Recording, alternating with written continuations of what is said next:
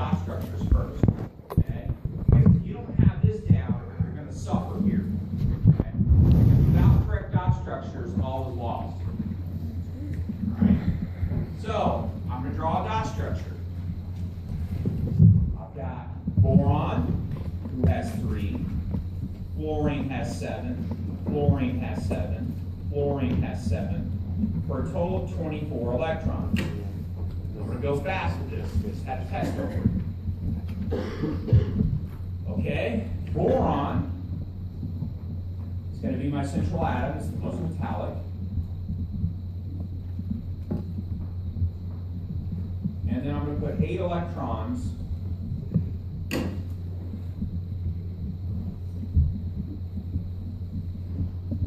Is everybody happy? Should I form double bonds with fluorine? Don't do it. Halogens don't form double bonds. Okay? Especially pyridyl atoms, meaning ones at the end. So, in general, this is dumb. This is an octet-efficient atom. We covered this one last time. Probably had this several times in mastery. Okay? All right, so now we're going to do 2 things. We're going to figure out its electronic geometry and its molecular geometry. Okay, electronic is just areas of repulsion, or the category it belongs to. Okay? Areas of repulsion, or its category it belongs to. So I have one area of repulsion here, I have one area of repulsion here, and one area of repulsion here. 3 areas of repulsion puts me into what category? Trigonal planar. So the electronic geometry of this is trigonal planar. It belongs to that category. Okay? So electronic geometry is just telling you what category it belongs to. Basic shape. Now, the molecular geometry tells you exactly what shape it is. This right here is your molecular geometry. So it's either going to be a trigonal planar or it's going to be V-shaped. Okay? Well, let's go look at it. Since it's all atoms, what is its molecular geometry? Trigonal planar. So electronically, this is the category of trigonal planar. Since it has all atoms, it is molecularly also trigonal planar. So the electronic geometry and the molecular geometry are both trigonal planar. Is that chart still going around? You all get it back? You get it all back? Okay, good. All right. Let's do another one. Let's do water.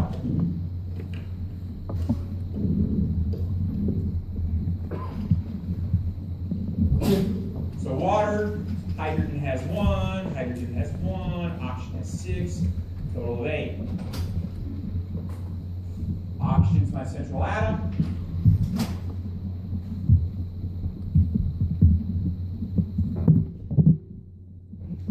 There's my dot structure. And that is a legal dot structure. That's what Lewis would say. He doesn't worry about shape. That's not him. Okay, so we're going to figure out the electronic geometry, and we're going to figure out the molecular geometry. So, first, we count areas of repulsion. I have one here, I have one here, and electrons on the central atom not in a bond count as an area of repulsion. So, water has 4 areas of repulsion. So its electronic geometry falls into what category? Tetrahedral.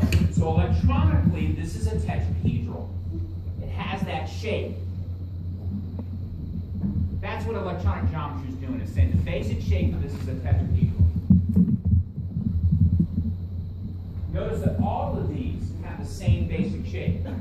What differs between them is their bonding. We'll talk about here in a second. So they all have this basic shape. So electronically, this belongs to a tetrahedral. Now the molecular is right here. Now, if you were all atoms, you would be a tetrahedral. Molecularly, is this all atoms? Is our core areas atoms? No. If you're missing one atom, you would be a pyramidal. If you're missing two, you are a V-shaped or bent. So this molecule is bent molecularly, but belongs to the category tetrahedral. So, guaranteed, as there is depth in taxes, what's going to happen on the test is I'm going to give you molecules like water, and I'm going to say, what is the electronic geometry, and what is the molecular geometry? And I expect you to be able to produce those.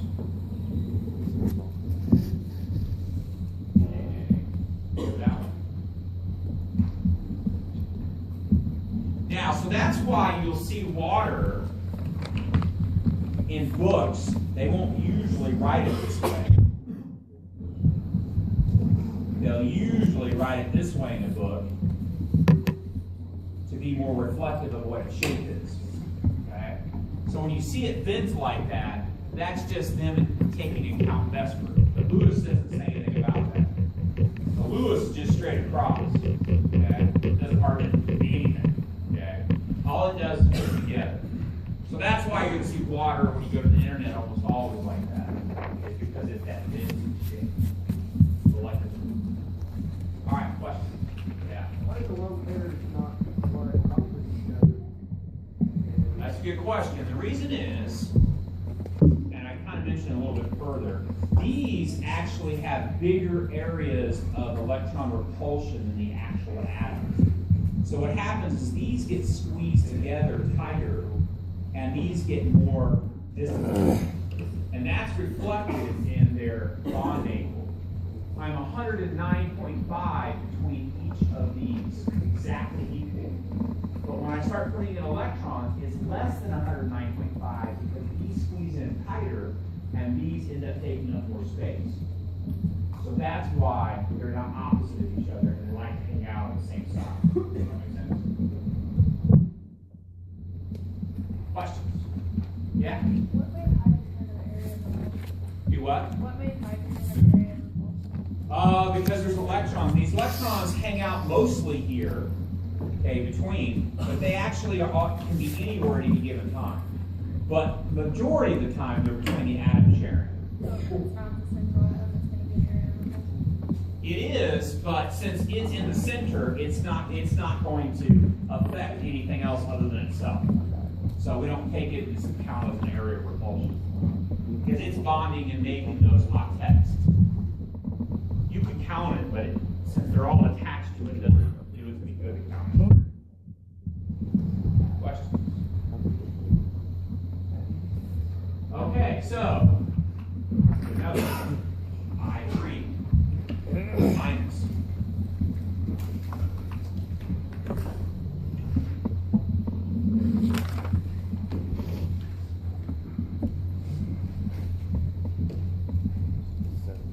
Okay, I3 minus. Here we go. So I, and I. Each is 7, 7, 7, which would be 21. But I noticed that there's a minus charge there, so I need to add 1. So I end up with 22 total, right? Okay. So we don't have a choice. Iodine is my central atom.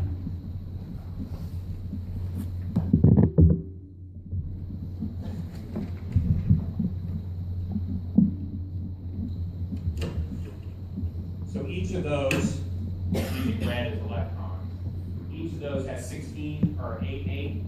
That'd be total 16, right?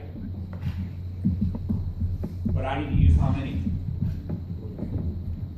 So then I noticed that that would give me 8 around iodine, which would put me up to 18, then 20. But how many do I need to use? So what's going to happen?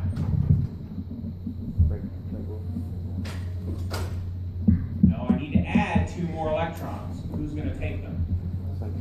The central atom. Iodine is 3rd period or lower and can break the octet. Add some of these on the exam. Okay, you'll be able to do them. They're easy to pick out because I gotta put 22 in there. If you don't put 22 in there, you're wrong. I've given 8 to each one of these. That only gives me 20. I've got to put 2 more in there. It's got to be on the central atom. Okay, now let's pick out areas of repulsion. So I've got an area of repulsion here. I got an area of repulsion here. I got an area of repulsion here. I got an area of repulsion here. And I have an area of repulsion here. How many areas of repulsion is that? How many? 5. 1, 2, 3, 4, 5. 5 areas of repulsion put you into what category?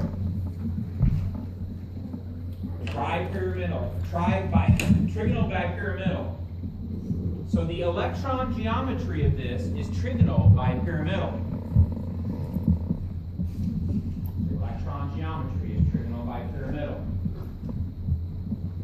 Now I need to figure out the molecular geometry. It's got to be one of these. All right? Is it all atoms? Okay, therefore it is not this. Does it have 1 pair on the central atom of lone pairs? No. Does it have 2 pairs? No. This thing is linear.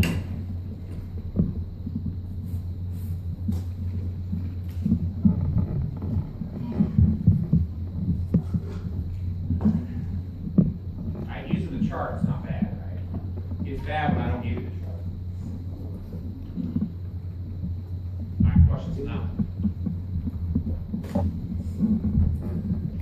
All right, let's do another one.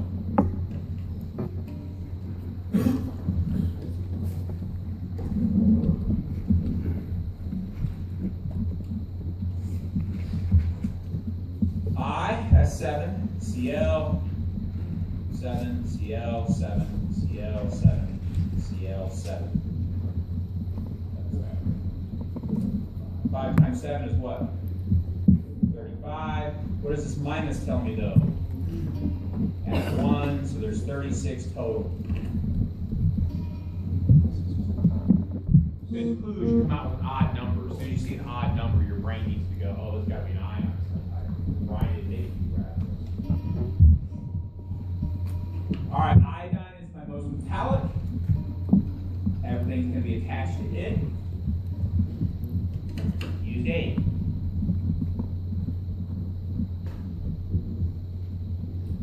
I need to use 36, so let's start making octets.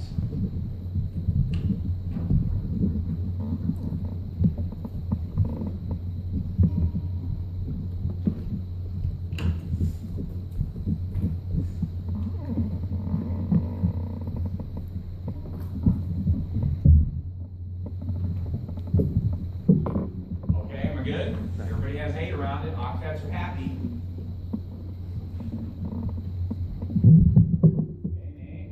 Why aren't I good?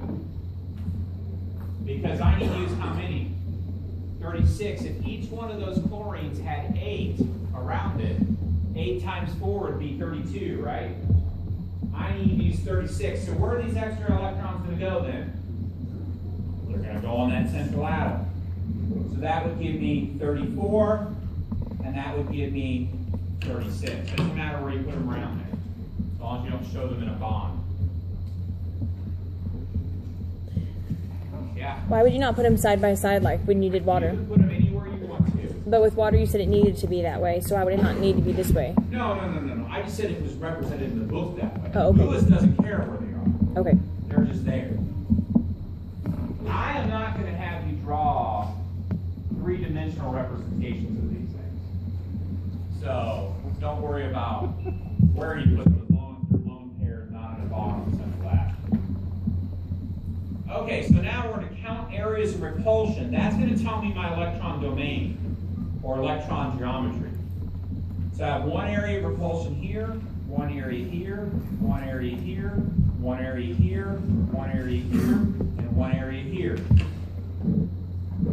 So lone pairs on the central atom count, and all atoms count.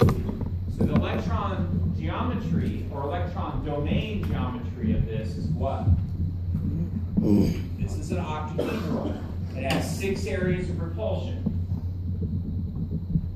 So its basic shape is an octahedral.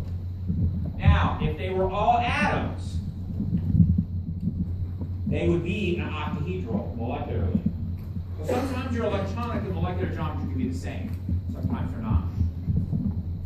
So if you're only missing one pair, it would be a square pyramidal. But we have 2 pairs of lone pairs on the central atom. So this thing, molecularly, is square planar.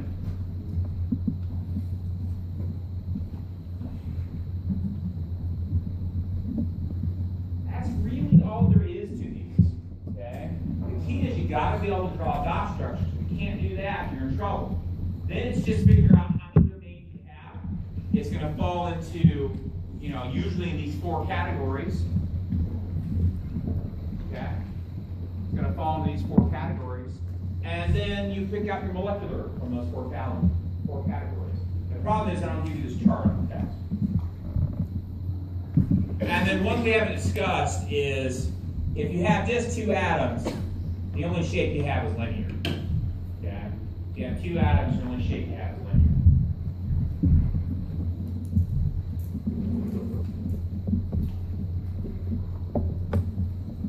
Okay, armed with all that, your turn. These are how these are worded on the test. I give you some kind of structure in CL3. I say determine the electron geometry, determine the molecular geometry.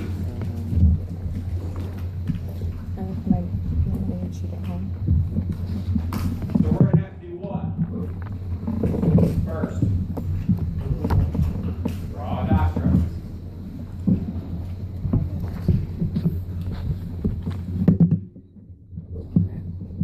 You're going to have a lot of these on the next exam. You've got to be able to do these. This is a super important topic.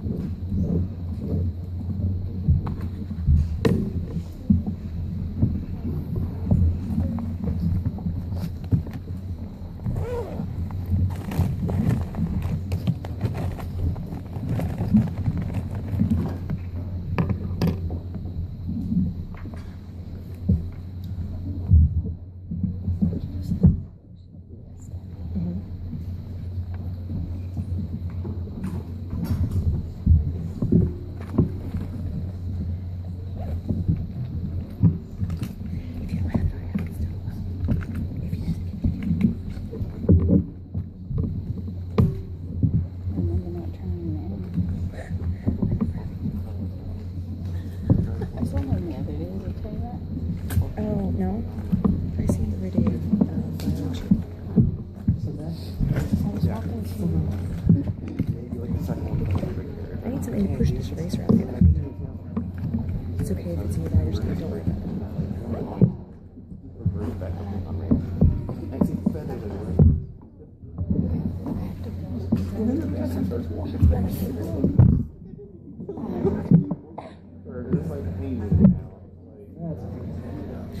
Text me later and remind me because I never seen that link still. It's on. It's just. Welcome to a study session.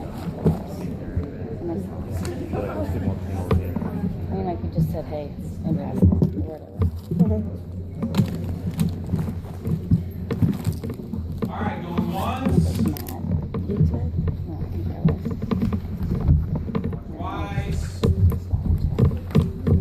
points, go.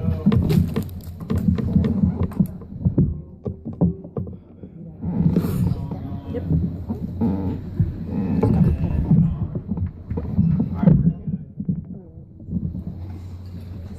You draw this dot structure, you end up with this.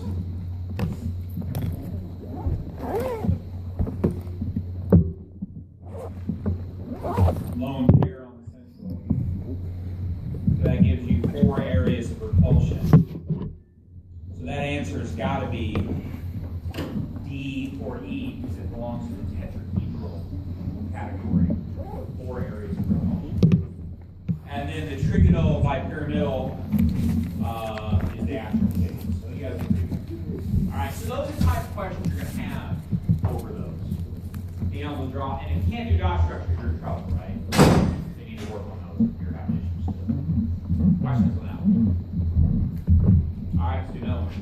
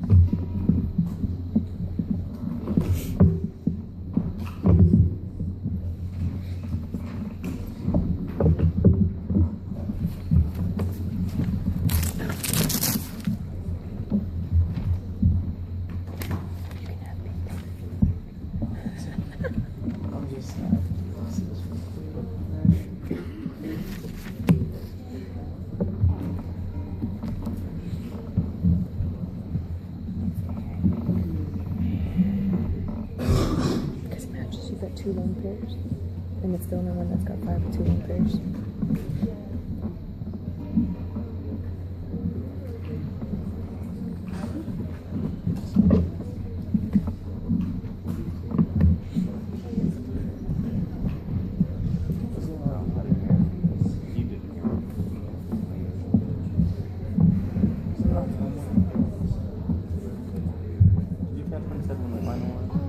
On the Saturday. I had it. Normal time, I think. I looked at it on the syllabus the other day. It's not too. normal time. It's like 10 to It's on the syllabus. I don't know. Are you sure? Well, let me just pull it up. You're so funny. Either way, I don't want to take a Saturday final. Not bad. I want to go Saturday. They're actually very nice. I've had a final time. Because it's good in any class, it's like they want to make sure that everybody shows up.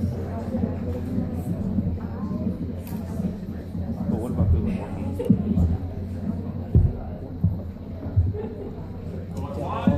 Because you'd have to. Alright. So, I mean, those are the type of questions you're going to get on those. You have to be able to do your dot structures. You want to use that chart on the test? He's mean. Come on, don't be that guy. Stuff that all good chemists should know off the top of their head. I'm not a good chemist. No, you're just need to know these. Come on, throw me But on. doing homework and math and whatever you're going to do, this is a nice cheat sheet to help you along. Okay? Alright. The other thing I expect you to be able to do or know is, and I'm being pretty generous on this. When I went to school, I was still both ways to snow. Barefoot carrying my sister. Love it. Different. But I'm being nice. One thing you're going to need to know, and this is used quite a bit, is you're going to need to know the bond angles of the idealized. Now what that means is you just need to know the bond angles of the electron geometry. Okay? The bond angles of the electron geometry. That's all I care about. Right? What that means is if they were all atoms, okay, a trigonal planar would be 120 degrees, meaning each of these would be 120 degrees. Okay? If you're tetrahedral, it's about 109.5. Now notice these are less than 109.5. That's okay. That has to do with these lone pairs of electrons. But I'm not going to make you know that. You just know, hey, the electronic geometry, tetrahedral, or sometimes it's called the idealized, meaning they were all atoms. Okay? And then for a trigonal bipyramidal, you have one that's 90, that's this one. And then you have one along back here that's 120. And then these are all just 90. So if you just know the ones that I circled in blue here, okay, I'm happy. That's all the bond angles I expect you to know. And if they're not all atoms, and they are not all the same atom, then those bond angles start changing. Okay? And you guys had Avogadro in lab, a big chunk of you, and it actually calculated all those bond angles for you. All I expect you to know in lecture is the idealized bond angle. So if I ask you for the idealized bond angle, I'm asking you for one of those four. There's also, I guess, linear, which is 180. Yeah. So one of those five is what I'm going to be asking for. Okay? And as long as you know those, I'm pretty happy. All right, so if I ask you for the idealized bond angle, I expect it. So, for example, this molecule here, what is the idealized bond angle for this? Electronically, it belongs to what category? Octahedral. So the idealized bond angle is 90 degrees. That's all I expect you to know. Okay? Just be able to take any of those. You had, for example, NH, Cl, with a pair of electrons. 1, 2, 3, 4. That puts me in the tetrahedral. My idealized bond angle is 109.5. That's all I want you to know. Okay? And it's actually different from that because I've got a pair of electrons here. So unless these atoms are all exactly the same atom, and they're all atoms, you aren't going to get 109.5. If this is one of these were all hydrogens and one of these is chlorine, it's going to change it. If one of them is a pair of electrons, it's going to change it. Okay? But I expect you to know the idealized. Watch this. Now we can pull out programs and calculate this.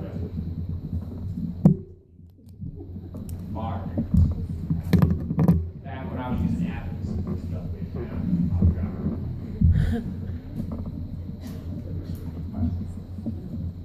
All right, So know your bond angles. Okay, this next section is a really good study tool. I have listed a bunch of Lewis structures that fit those shapes. Okay, so if you do any of these, they will come out to be linear. If you do any of these, they will come out to be trigonal planar. If you do any of these, they'll come out to be bent. If you do any of these, tetrahedral, trigonal pyramidal, bent. I'll go over that in a second. So I have examples of every single shape in there. So if you want to practice, just randomly take these different Lewis structures and do them, okay? And see if you come up with that shape and that same result. So these are awesome study material right here for this part. Okay, so if you want to see a T-shape and an example of a T-shape, there it is. If you want to see an example of a linear, that's an octahedral, there it is. You want to see an example of a trigonal bipyramidal, that's a seesaw, well, there's a bunch of them. Okay? So if you can do all those, and you can identify all the different electronic and molecular geometries for those, you're going to ace anything I'm going to do on that section. Questions?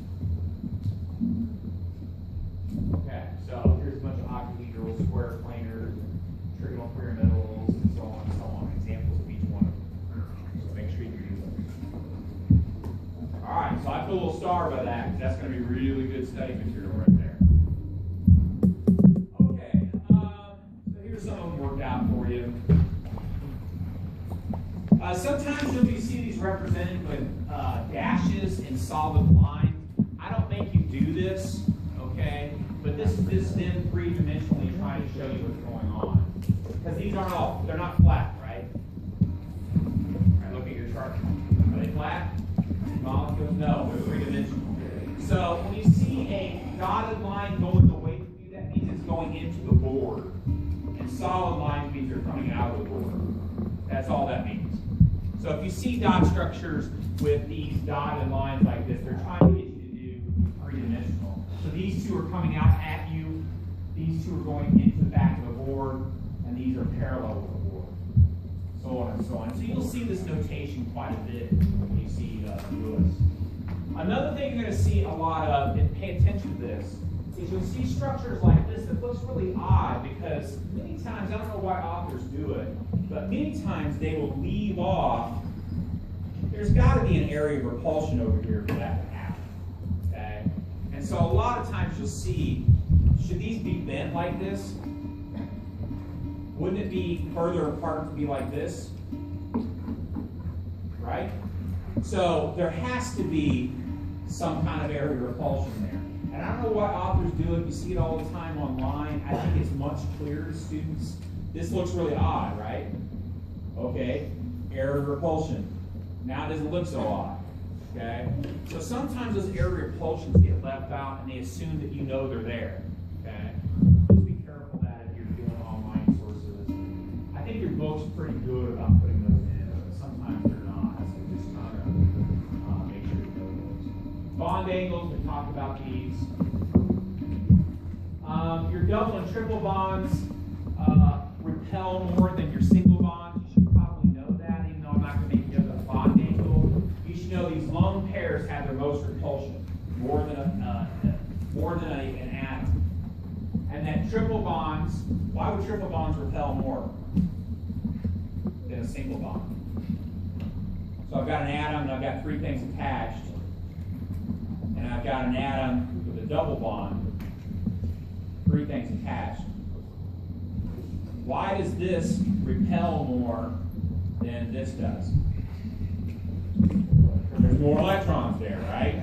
So that's going to cause these to repel, and that bond angle is going to be bigger than it normally would be, or idealized. Idealized, this should be 120. Okay? But as soon as I have a double bond here, this is going to be greater than 120. All right?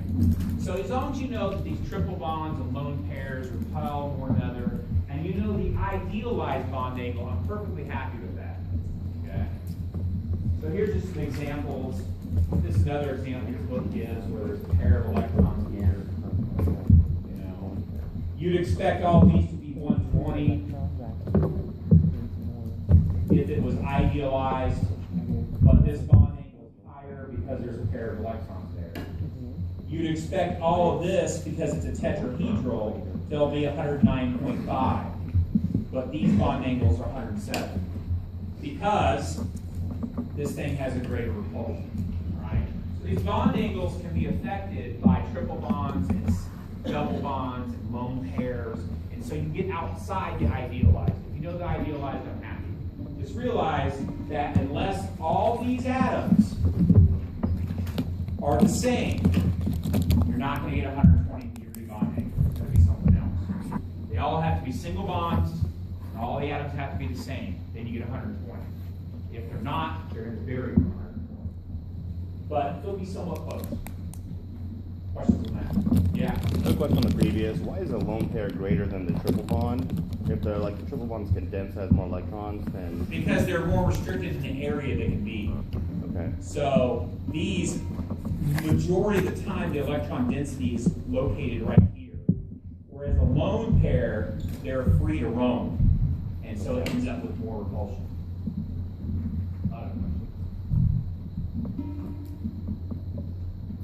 Okay. All right, so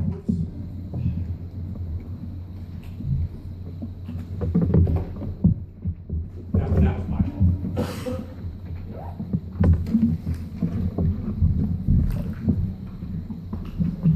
So typical bond angle question. In fact, I'll even speed it up a little bit.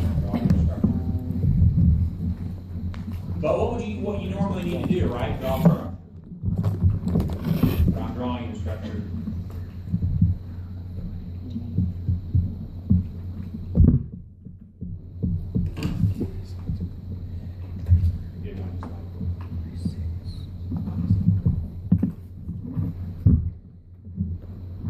So all you have to do is figure out what electron geometry this belongs to. That will be your idealized bond angle.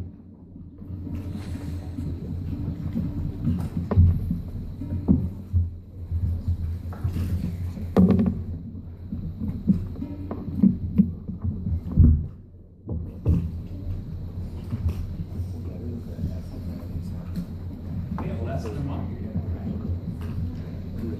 done.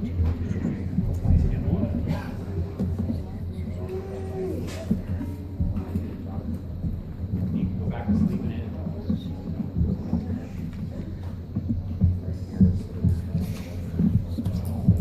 Just gonna have to memorize numbers associated with it. But you have to memorize how many lone pairs are associated with it.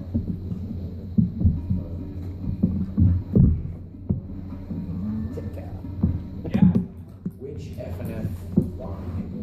doesn't matter, pick one.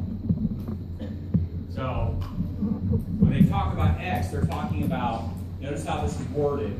So it's going to be F to N to F. So they're talking about that bond angle there. You know that because it says F to N to F. The central atom will always be listed in the middle for any kind of bond angle. So in a sense, you're doing this, and you got an F, an F, an F, and they're talking about this bond angle here. Going back there. Here's their twin. Bond angle is always between atom to atom. All right. Didn't shut off. So, and the answer survey says, all right, this belongs to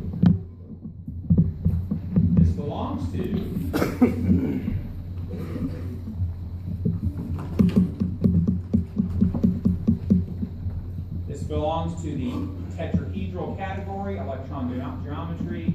We want to know the idealized, that's going to be 109.5. But is it going to be exactly 109.5? No, because this lone pair here is going to cause this repulsion angle to be a little bit shorter than 109.5. In fact, I think it's like 107. That's it. That's all I want you to do with bond angle. Questions? All right.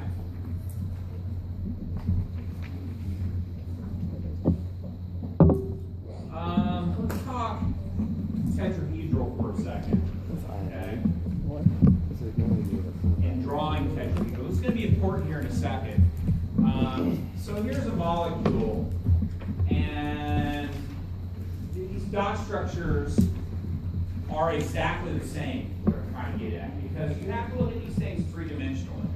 So one of you might have done the dot structure like this, and I remember somebody asking this question, well, what if I drew it like this? And the answer is, they're exactly the same molecule three-dimensionally, okay? Even though you've drawn them opposite of each other. And this one will get you in trouble a lot. So make sure you put a little star by this and you know that these two things are exactly the same molecule. If this was a fluorine, and a fluorine, and a chlorine, and a chlorine, and I just turned it, it's the exact same molecule. Because these could move three-dimensionally like this. So, be careful when you're drawing these tetrahedrals and you get molecules like this. They're the exact same molecule. So whether you do a molecule like this, for example, or you do one like this, those are the same thing if they're tetrahedrals. Okay? Make sure you make note of that one. Because it's hard to do three-dimensional drawing unless you're really good at it. On a little wrench. Okay, so bond angles, multiple central atoms. Okay, we can do the electron geometry for multiple central atoms. We just have to do it for every central atom. Okay, we can do multiple central atoms, but we need to do this thing. So let me back it up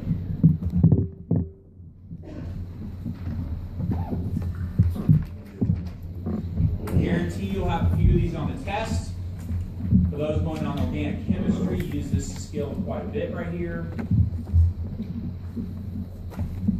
All right, so let's say it has something like this.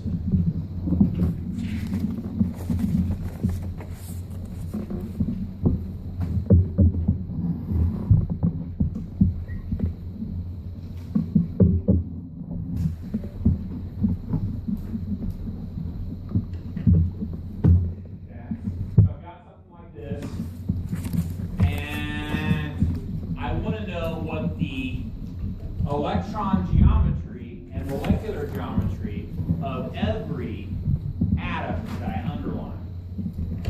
Or sometimes I just say central atoms. So one here, and one here. So what is the electron geometry of those central atoms? What is the electron and molecular geometry? What is the electron and molecular geometry of each of those atoms? What is the electron and molecular geometry of each of those central atoms? Okay, because there is no geometry for the whole atom. So we look at it in pieces. Okay, let's do atom A. Atom A, there is an area of repulsion here, an area here, an area here, and an area here. So if I have 4 areas of repulsion, atom A is electronically a what? Tetrahedral. So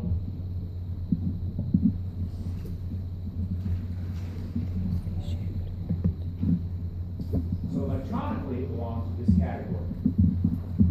Molecularly, what shape is it then? If it has 2 lone pairs. Right? So what this really is, if you want to be more accurate in your drawing, and sometimes you'll see it this way, in reality this is an oxygen atom.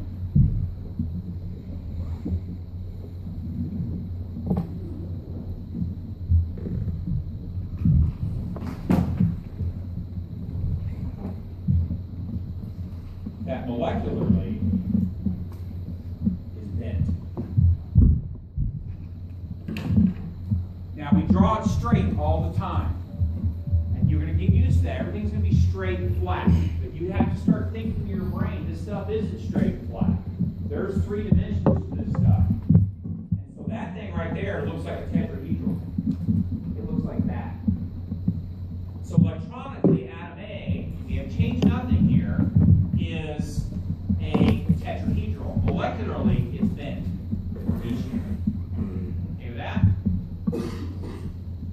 let's do atom B.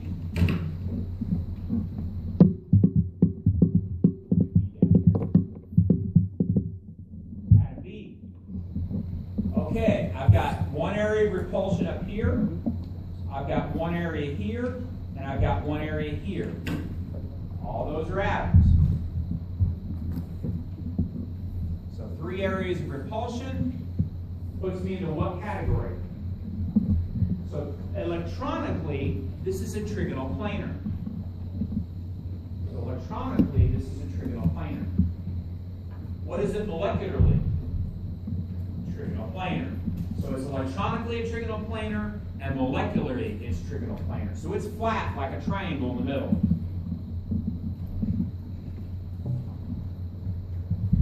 Look at that.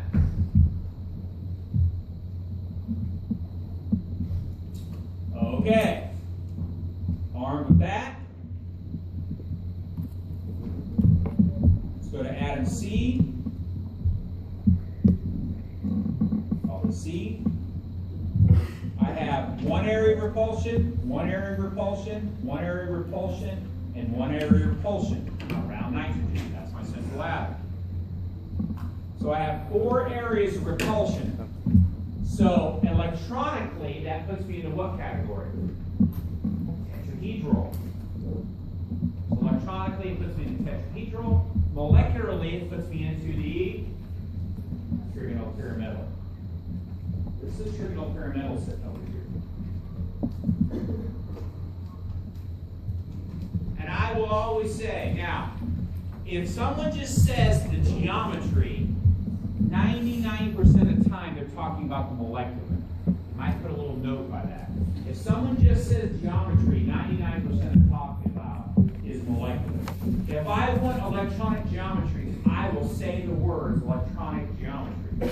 In fact, I will always say electronic or molecular geometry. Okay? Just be aware that if you're in class, professor's talking, they usually, when they say geometry, they're talking molecular. But I will always use electronic or molecular geometry. Right? So, electronically, tetrahedral, molecularly, trigonal pyramidal. Questions on that? So, armed with that, you should be able to take these multi-atoms.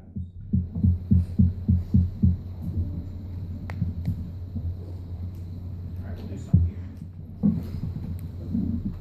What is the molecular geometry of the multiple central atoms?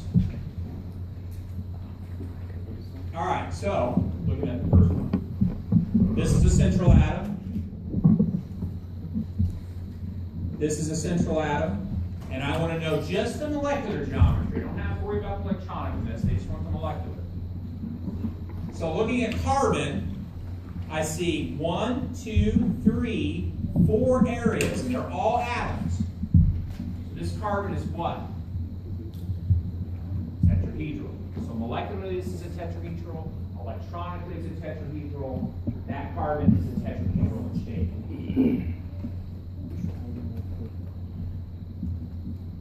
Let's do the nitrogen. We just did this one. This nitrogen has 1, 2, 3, 4 areas. So electronically, it's a tetrahedral, but molecularly, it's trigonal pyramidal. Life's easy with a chart, right? It's harder when you don't have a chart. All right, so how are we going to decide this next atom over here? What are we going to have to do? We're going to have to draw dot structures, right? We're going to have to do that a lot. So we know, to save us a little bit of time, that these hydrogens belong to this carbon, these 2 hydrogens belong to this.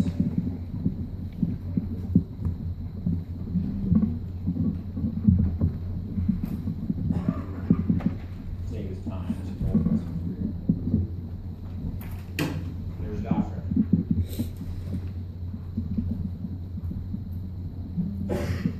So it wants the molecular geometry of my central atoms. So I've got atom 1, atom 2, atom 3. Those are central ones. Things are attached to it.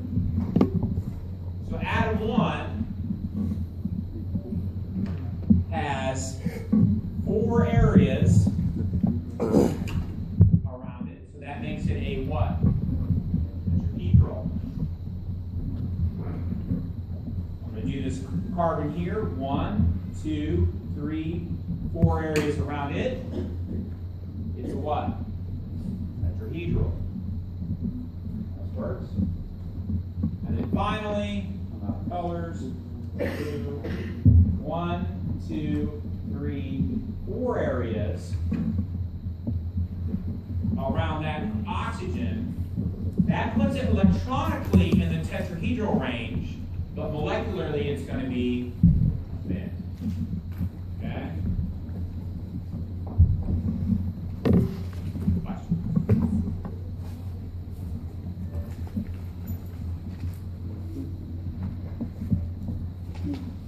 All right, that's good enough today.